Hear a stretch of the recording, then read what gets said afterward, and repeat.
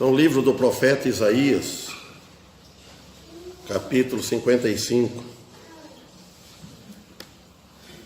Aqui nós vemos que todo o povo é convidado a procurar a salvação. Todo o povo. Não é porque nós somos cristãos já salvos também, nós não tem alguma coisa que procurar. Tem muitas. Santificação, por exemplo, aprender mais do que ele tem para nos ensinar. Ele vai usar alguém para nos ensinar. Primeiramente, tem a Bíblia, as Escrituras, nós temos nas mãos. Alguém abre a Bíblia e explica. E quando não tem, a gente mesmo abre, leia, para tomar a explicação. Para aprender o que Deus quer de nós. Então, no versículo 1, ele diz assim: ó vós todos os que tendes sede, vinde às águas, ou vinde para as águas, e os que não tendes dinheiro, vinde e comprai, sem dinheiro e sem preço, vinho e leite. Vocês imaginam só como que ele usa as palavras aqui? Parece que até confunde um pouco as nossas mentes. Mas ele usa coisas simples para nós entender o espiritual. Então ele fala: comprar sem dinheiro. Como que você vai comprar uma coisa sem dinheiro? Ele fala vinho e leite. Vinho significa festa. Então ele está fazendo um convite para ir a ele, festejar com ele, porque um dia nós vamos festejar com ele eternamente e para sempre, perfeitamente. Então ele fala: todos vós que tendes sede, vinde às águas, para as águas. Ele usa aqui a água material, porque o corpo físico, né, procura água para tomar, para matar a nossa sede no corpo. Se nós não tomarmos águas, vai morrer. Pode jejuar de água. Agora aqui ele fala da água espiritual, a sede da alma. Então, a alma está sedenta. A alma está precisando de água. Água que vem dos céus, que é a palavra dele, a salvação. Comprar sem dinheiro. Muitos estão querendo comprar a salvação com dinheiro, com dízimos, ofertas, obras, tudo. E ela é de graça, a salvação. Ela é de graça, não tem preço. Então ele está falando aqui do grande preço que Cristo Jesus pagou lá na cruz do Calvário. Esse é o preço grande, infinito e gloriosa é a nossa salvação. Ela está paga, a salvação. A salvação das almas de todo o mundo, de toda a humanidade, ela está paga. Ninguém precisa pagar nada. Ninguém compra a salvação. Então ele está convidando para vir e participar daquele que garante a entrada no reino. Ele garante, quem aceita ele, que vai entrar no reino de Deus. Então vocês veem aqui que 3 vezes nesta única passagem se encontra a palavra vinde. Vinde. ela é dita um convite que é triplo, corresponde à Trindade. 1, 2, 3. Deus Pai, Deus Filho e Deus Espírito. Deus Filho, Deus Espírito. Jesus é Deus Filho. Deus Filho que morreu na cruz. Não foi Deus Pai. Deus Pai que enviou o Deus Filho. O Deus Filho, ele enviou o Deus Espírito, o Espírito Santo. Então todos são participantes neste grande plano de salvação. E também os 4 aqui artigos que ele fala, que mostra aqui, está significando, mostrando que está lá no Novo Testamento, no início, os 4 evangelhos: Mateus, Marcos, Lucas e João. Por isso que ele diz aqui: vinho e leite. Então aqui ele está expressando também a plenitude da graça salvadora de nosso Salvador Jesus Cristo, como é mostrado aqui nos evangelhos, os 4 evangelhos. A palavra comprai, empregada aqui, ela não se trata de preço de compra, que é dinheiro, porque se fosse comprada com dinheiro, se fosse assim, a maioria não poderia obter este tesouro, que é a salvação. Aí só seria os ricos, os que têm de dinheiro para comprar, mas não é dinheiro. Só eles que poderiam obter o céu, mas não é. É quem aceita Jesus. Porque o preço aqui que está exigido aqui é a entrega do coração humano. É a entrega do coração humano que ninguém quer entregar. Tão poucos também, muitos cristãos não entregam o coração todo para Jesus. Ele não entrega o seu tempo para nosso Senhor Jesus. Que só pode acontecer isso pela fé em Cristo Jesus. Então vamos ler em Mateus, depois voltamos aqui, 28. Jesus disse no Evangelho de Mateus: vinde a mim, todos que estáis cansados e oprimidos, e eu vos aliviarei. Então Jesus aqui, ele se revela quem ele é: o doador da vida eterna, o doador da salvação. Agora, por que tentar ganhar a salvação fora dele? Então, muitos estão procurando salvação fora de Cristo. Estão procurando salvação em muitas coisas, menos Cristo Jesus. E não vai conseguir, porque lá em Atos capítulo 4, versículo 12, vamos ler também lá, se vocês não quiserem, ouve. Atos capítulo 4, versículo 12 fala: em nenhum outro há salvação, porque também debaixo do céu nenhum outro nome há dado entre os homens pelo qual devamos ser salvos. Então aqui nesse versículo diz tudo. Ele declara claramente aqui que só Jesus tem a chave da salvação, e de fato ele é a salvação. Então aqui ele diz, aqui no versículo 29, tomai sobre vós o meu jugo e aprendei de mim, que sou manso e humilde de coração, encontrareis descanso para as vossas almas. Jesus fazendo convite para aquela multidão, inclusive estavam os discípulos tudo em volta dele.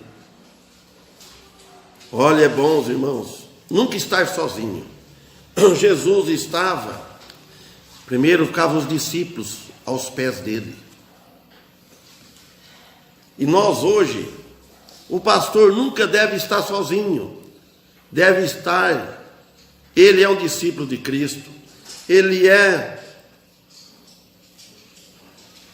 um seguidor de Cristo.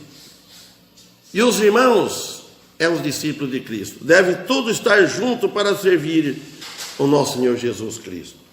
Então a alma só pode encontrar descanso somente em Jesus Cristo e mais ninguém. Então aprenda isso, aquele que ainda não sabe, e creia nele. Mas crer mesmo de verdade com o coração. Olha o resultado que ele disse. Olha também aqui ele diz 29. Sou manso e humilde de coração. O nosso coração que deve estar humilde. Se o coração for humilde, o resto tudo é humilde. No 30 ele diz, porque o meu jugo é suave e o meu fardo é leve. Irmãos e amigos, o que Jesus requer de nós é muito pouco, é pequeno. Se ele vê que ele está dizendo que o jugo dele é suave. Se ele exigisse muito de nós, aí o jugo seria pesado. Ele não exige nada de nós. É que tenha fé nele, crer nele, confiar nele. E crer nele somente. Na sua obra sacrificial da redenção na cruz, para a nossa libertação da escravidão do mundo e da morte espiritual sem Cristo, sem Deus. Então, agora Romanos, capítulo 10, versículo 9, depois voltamos a Isaías. Em Romanos, capítulo 10, versículo 9, Paulo disse uma coisa interessante. Ele disse, a saber, se com a tua boca confessares ao Senhor Jesus, e em teu coração creres que Deus o ressuscitou dentre os mortos, serás salvo. Serás salvo. A pessoa precisa olhar com os olhos da fé. Crer com o coração e com os olhos da fé. Porque nós não vemos ele. Que a confissão com a boca indica que a crença é do coração, seja verdadeira ou não. A boca confessa o que está no coração. Agora, seja verdadeiro ou não, o tempo que vai mostrar para o mundo ou para a igreja. Mas para Deus, não. Por que não? Porque ele não precisa de prova. Precisa provar para a igreja, para a família, para os irmãos, para o mundo. Só não precisa provar para Deus. Por quê? Ele exige fé, só fé, somente a fé. Porque ele conhece, ele não precisa estar provando ninguém, porque ele sabe quem é dele, ele sabe se a fé é verdadeira. Quando alguém confessa, está afirmando publicamente que crer, que está tendo certeza da sua salvação. A pessoa, quando tem certeza da salvação, ele tem desejo de servir a Deus. Ele não olha para as barreiras que aparecem na vida dele, quando ele aceita Jesus. Ele põe a sua fé inteiramente em Cristo, não fica com dúvida.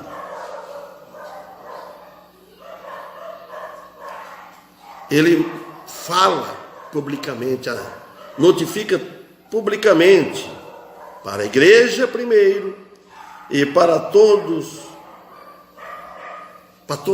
pessoa que ela aceitou a Cristo. Agora o 10. Visto que com o coração se crê para a justiça, e com a boca se faz confissão para a salvação. Tudo com a boca. Ele fala, com o coração se crê, é lá dentro. É o coração da alma. Então ele está falando aqui da salvação que já aconteceu antes de confessar. Quando chega a pessoa a confessar, já aconteceu antes. Então aí ele vai falar o que ele sentiu, o que ele aceitou. Porque ele pode confessar antes e não ter acontecido. Ele pode confessar antes, houve emoção. Emoção não é salvação. Porque se não crer com o coração ou confessar com a boca, só confessar com a boca seria em vão. Então é preciso crer com arrependimento, com uma fé genuína. Olha, deve ter muitos chamados cristãos, crentes, evangélicos, que não arrependeu, que não tem um arrependimento, uma fé genuína, frutos dignos de arrependimento, como João Batista disse, e Jesus também. O arrependimento sincero perante todos e não será confundido. Então, agora no versículo 11, porque a Escritura diz, todo aquele que nele crer não será confundido. Quem não crê é confundido, ele não tem certeza da salvação. Ele pensa ou crê que precisa fazer algo, que precisa servir a Deus. Ele crê que precisa perseverar até o fim. Ele crê que precisa ser batizado nas águas, fazer parte da igreja. Então, está confundido ao 11, o 12. Não, enquanto ele não crê nestas palavras ditas por Jesus, nas Escrituras Sagradas, ele continua confundido, sem salvação, sem o perdão de Deus, condenado ao inferno, se morrer nessa situação. Se morrer nessa situação. 12. Falou-lhes, pois, a Naom. 12.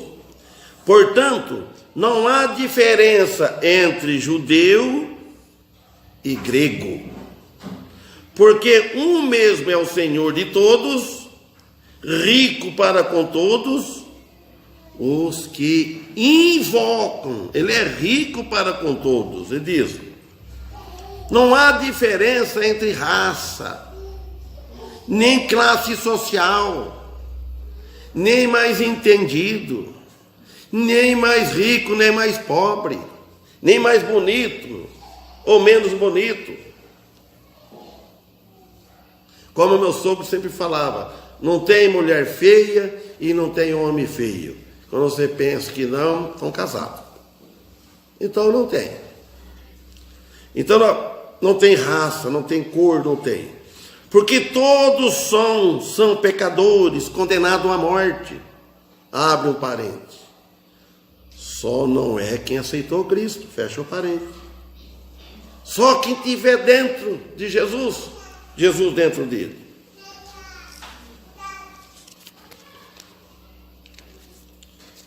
Agora, no Evangelho de João, capítulo 8, versículo 12. Falou-lhe, pois, Jesus outra vez, dizendo, eu sou a luz do mundo, quem me segue não andará em trevas, mas terá a luz da vida. Não anda em trevas. Você está andando em trevas ou está andando na luz? Ele diz que ele é a luz do mundo. Esta é a forte afirmação de que Jesus é a luz do mundo, o caminho da salvação, como disse no capítulo 14, versículo 6. Disse-lhe Jesus: eu sou o caminho, a verdade, a vida. Ninguém vem ao Pai senão por mim. Jesus disse. Agora, imaginar outro caminho é enganar o povo e enganar a si mesmo. Quanta gente que está enganando os outros. Porque quando quando nós não sabemos uma verdade, como é que ela é, a gente está enganado. E quando nós estamos enganados, não engana os outros, porque vai falar aquilo que nós sabemos, naquilo que nós cremos. Aquele que está confundido, ele vai deixar os outros confusos. E nós cristãos verdadeiros não. Agora aqui em Isaías, sede, ele fala de sede, 55, 1 ainda. A sede é pelas coisas espirituais. Deve ter sede pelas coisas espirituais. E o que o dinheiro não pode comprar. Olha que o dinheiro nesta vida, né, compra muitas coisas. Se não tem dinheiro, mas tendo crédito, compra sem ter dinheiro. Água, Isaías descreve com frequência aqui. Um novo tempo de salvação, ele disse.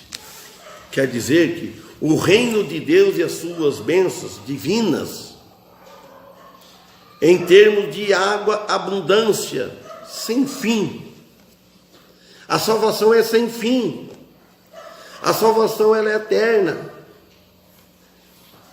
A nossa vida aqui não é eterna. O corpo nosso não é eterno. A alma é eterna, seja de quem tem Cristo ou quem não tem Cristo.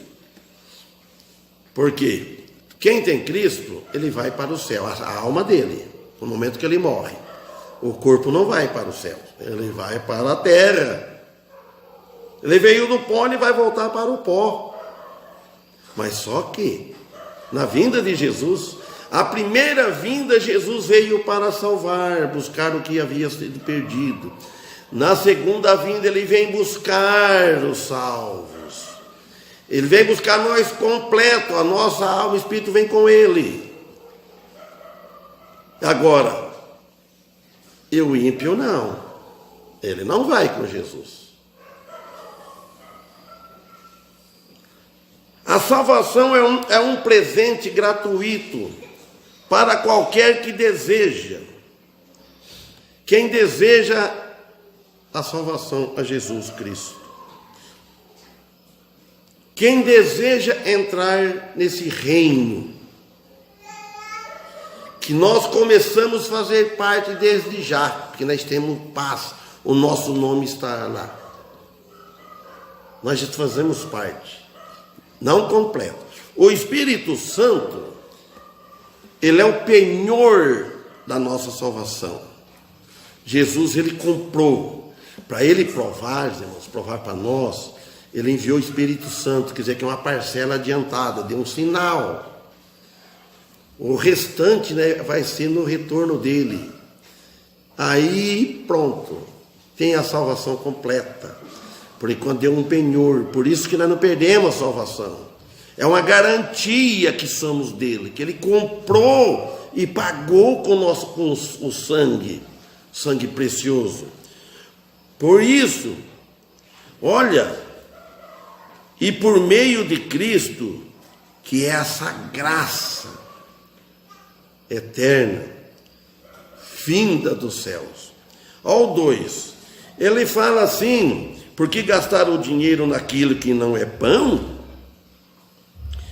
E o produto do vosso trabalho naquilo que não pode satisfazer? ouve-me atentamente, agora é para ouvir atentamente o que ele está falando, e comei o que é bom, e a vossa alma se deleita com a gordura. Vejam bem. Ele fala, por que gastar o seu dinheiro naquilo que não é pão?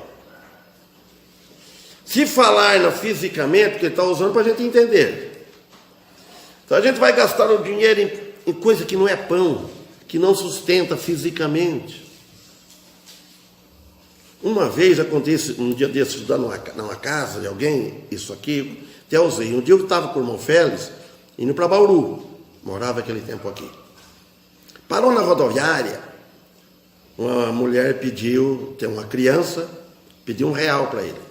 Ela comprou biscoito, foi tudo bom, Félix falou assim para mim, falta de juízo, de inteligência. Ele falou, R$1, dá para comprar 10 pães, um saco de pão, de pães, ele disse. Sustenta, dinheiro mal gasto. E muitos compram refrigerante, não enche a barriga, não dá sustento. Gasta o dinheiro no produto, naquilo que sustenta. E agora aqui ele está falando, por que gastar o dinheiro naquilo que não é pão? Vamos ver na espiritual. Por que você vai gastar todo o seu tempo, o seu produto, sua força, todos esses anos, naquilo que não é pão, o pão que desceu dos céus? Não crendo em Jesus, não comer desse pão que desceu dos céus. Fica atrás de religião, atrás de igreja, troca de igreja, essa não está boa, vou por trás daquela outra, vou para lá, fica pulando de galho em galho, como o pássaro, que era um macaco. Olha, gente que morre sem certeza. Fala, e o produto do vosso trabalho? É a mesma coisa que você trabalhou, ganhou tudo o seu dinheiro, você gastou à toa, perdeu tudo, ficou zerado. Todo o tempo que trabalhou na vida, conseguiu, ganhou dinheiro. Começou o jogo, começou a gastar isso, começou a gastar aquilo, tudo que ele ganhou, perdeu tudo. Ficou mendigo, ficou pedindo esmola. Não. E na vida espiritual, por que vai gastar o produto do trabalho naquilo que não pode satisfazer a alma? Muitos cristãos sem juízo hoje estão gastando o produto do seu trabalho que deveria gastar para Jesus, para Deus, e gastando aquele que não pode satisfazer. Quem satisfaz é Cristo. Só Ele que preenche o coração do homem. Muitos cristãos vivem uma vida espiritual na miséria e física. Às vezes está bem fisicamente, uma vida espiritual, a luzinha está lá no fundinho do túnel, porque está lá, fraquinha, sem força, até a energia chegar lá, a bateria está frágil. E é bem vermelhinha, e outras com a luz radiante. Ele fala, ouve-me atentamente, é para vir atentamente, ouvir Ele, e comei o que é bom, e a vossa alma se deleita com a gordura. A gordura, pronto, é o resultado de quem está bem alimentado espiritual. Resumindo, aceita o convite através do profeta, que a salvação é completa e eterna. Quem não aceitou? A alma do homem é tão grande que somente Deus pode enchê-la no seu Filho. A Trindade. Vocês imaginam? O Criador morando dentro de nós. Deus Pai, Deus Filho e Deus Espírito. Ao 3. Inclinai os vossos ouvidos e vinde a mim. ouve, e a vossa alma viverá. Porque convosco farei uma aliança perpétua, dando-vos as firmes beneficências de Davi. Primeiro, ouvir, inclinai os vossos ouvidos, inclina. TV que toca lá embaixo, que morreu alguém, aquela musiquinha, fica assim, ó, o ouvido está inclinado, para poder ver quem morreu hoje. Não fica inclinado? Você quer prestar atenção. Mas aqui, ó, inclina o ouvido, ó, os vossos ouvidos. E depois vinde a mim, ele disse. E nós, irmãos, que somos salvos, convida, chega mais perto. Não fica longe, não. Chega mais perto, mais pertinho. Inclinai os vossos ouvidos nas palavras dadas por Deus e seu Filho. Quando ele disse, quem tem ouvido, ouça a chamada. A aliança eterna se refere ao Novo Testamento, a nova aliança do Davi divino, que é Jesus, o Senhor Jesus Cristo. Chama-se as firmes beneficência de Davi, pois se refere que chegou a ser homem. Ele encarnou, se fez homem, tomou as nossas dores, levou sobre o madeiro. Então a promessa da aliança davídica agora estende-se a todos quantos chegam a Deus na aliança firmada com Davi. Deus prometeu-lhe um trono e uma dinastia permanente, que é a casa real de Davi. Governará sobre nações. Esses elementos são cumpridos em Cristo Jesus e a sua igreja. 4. Eis que eu o dei por testemunha aos povos, como líder e governador dos povos. Então o pronome aqui, o, se refere a Cristo, e fala, eis que eu, Deus Pai, o Filho, dei por testemunha aos povos. Jesus, o Filho, veio para dar testemunho de Deus, do Pai. Ele veio testemunhar para crer. Imagina o Isaías escrevendo isso aqui mais ou menos 800 anos antes de Jesus. Vocês imaginam? De forma nenhuma, nem falar depois, né? Vamos pela experiência. Vai chover, vemos falar, conhecemos o tempo, temos experiência, mas saber exatamente daqui a uma hora o que vai acontecer conosco, se vamos estar vivos.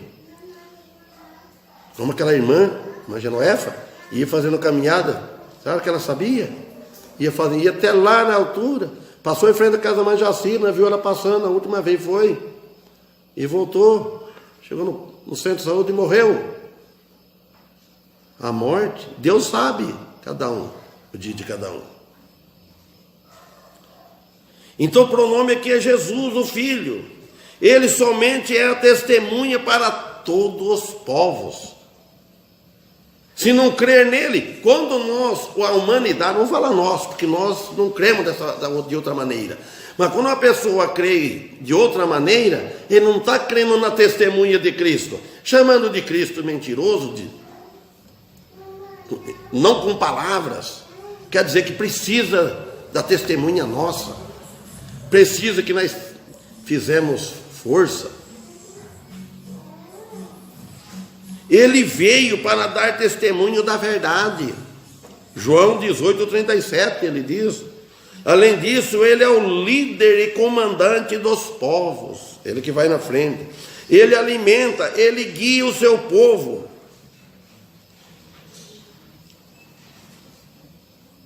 Como nosso comandante dos povos. Povo se refere a toda a humanidade. pelo menos aqueles que aceitou e segue a ele. Porque quem não segue ele, o comandante está seguindo outro comandante. Eis que eu o dei por testemunha. Isso foi realizado especialmente quando foi ressuscitado Jesus da casa de Davi dentre os mortos. Ressuscitou, pronto. Aos 5. Eis que chamarás a uma nação que não conheces, e uma nação que nunca te conheceu correrá para ti, por amor do Senhor teu Deus e do Santo de Israel, porque ele te glorificou. A primeira frase se refere ao chamado e salvação dos gentios que Cristo proporciona pelo que ele fez na cruz.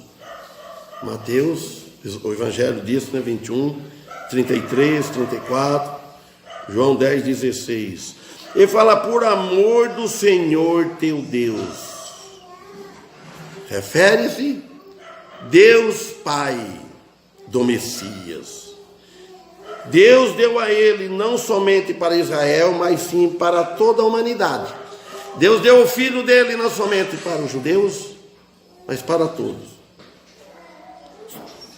Ele, o Santo de Israel, se refere ao fato de que Deus sempre teve um propósito para com Israel, de ser o portador desta grande mensagem da vida eterna. E para toda a humanidade. Mas Israel recusou esse chamado para trazer esta mensagem. Portanto, ele glorificou, o Senhor que glorificou o Messias, o que aconteceu em sua ressurreição, devido ao que ele fez para trazer a salvação à humanidade, para toda a humanidade. Ele morreu na cruz, mataram Jesus. 53 diz, não deixaram ele viver, foi cortado antes do tempo. Ele se entregou. Ele se entregou. Olha o 6, o versículo 6. Buscai o Senhor enquanto se pode achar. Invocai enquanto está perto.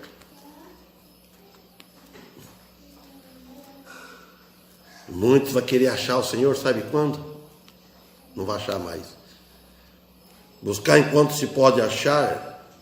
Buscai o Senhor enquanto se pode achar. É nesta vida que nós achamos o Senhor e que nós encontramos.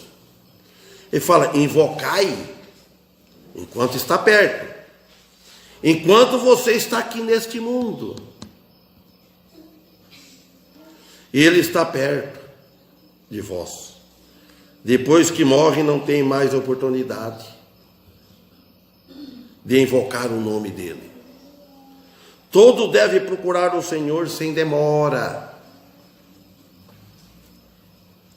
porque a oportunidade é agora, é nesta vida, e ela pode escapar. Portanto, a demonstração aqui, essa advertência que nos proclama a salvação nesta vida, é agora, nesta vida, e não depois da morte. Pois que chegará o momento quando Deus não pode ser achado, quando Deus não pode ser encontrado.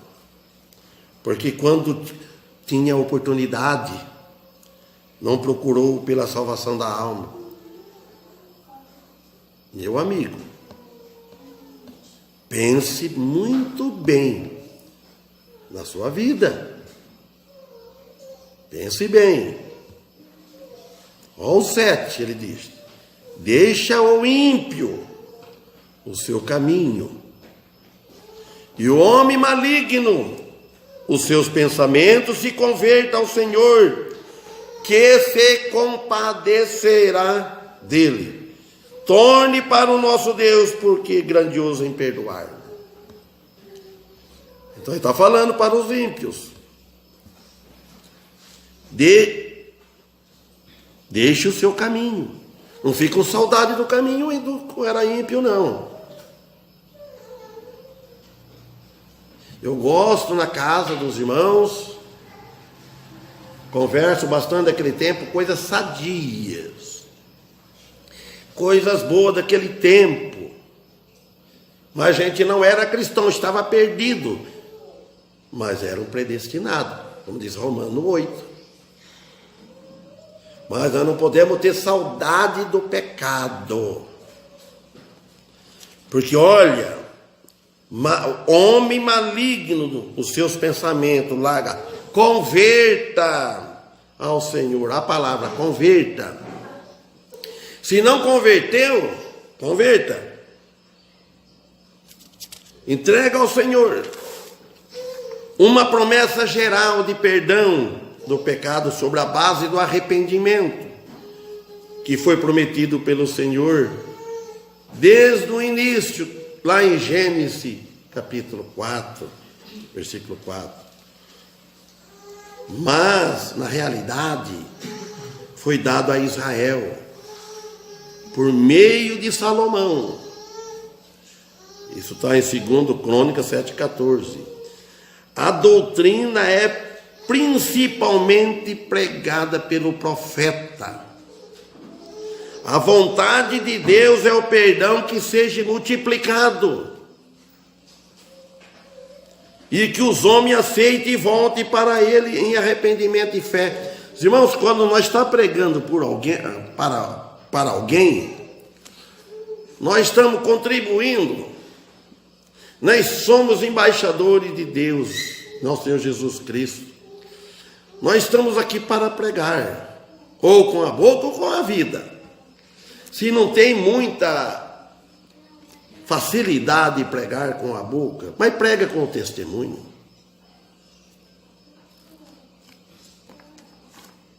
Esses dias eu vi falar um caso também, que aconteceu aqui no Birajara. Tinha outro irmão que ouviu também. Eu admiro, ela é evangélica, contando de um que foi assassinado, morreu, esperou na porta da casa, foi dado tiro, ou que talvez foi execução. Ainda ela falou assim: se na hora da morte ele arrependeu dos pecados, nós vamos encontrar ele lá, mais ou menos assim. Mas isso nós vamos saber só no retorno de Jesus, se ele está. Os irmãos, e aquele que ouviu bastante? Então a palavra aqui, grandioso em perdoar, forma a ideia da justificação pela fé. E Deus põe o pecado na conta de seu Filho. O Deus Criador do universo, Ele perdoa os pecados em Cristo, no Filho. Ele não perdoa os pecados fora do Filho. Eu faço boas obras, Ele perdoa os meus pecados. Não. Lá no Evangelho de Mateus 11:28, nós lemos, Ele faz o convite para toda a humanidade, sem salvação, cansada e oprimida. Então Deus, Ele requer, irmãos, meus amigos, uma fé viva, indicada pelo arrependimento. Não adianta falar que tem fé, mas não mostra arrependimento. Como que vai mostrar o arrependimento? Pela mudança de comportamento, mudança de vida, mudança de atitude. É fácil ser cristão nos cultos, na igreja. Difícil é ser cristão na batalha, no mundo, perante as pessoas. Ele disse no 8, porque os meus pensamentos não são os vossos pensamentos, nem os vossos caminhos, os meus caminhos, diz o Senhor. Olha disso, os meus pensamentos não são os vossos pensamentos. O pensamento de Deus, e falando para as pessoas do mundo.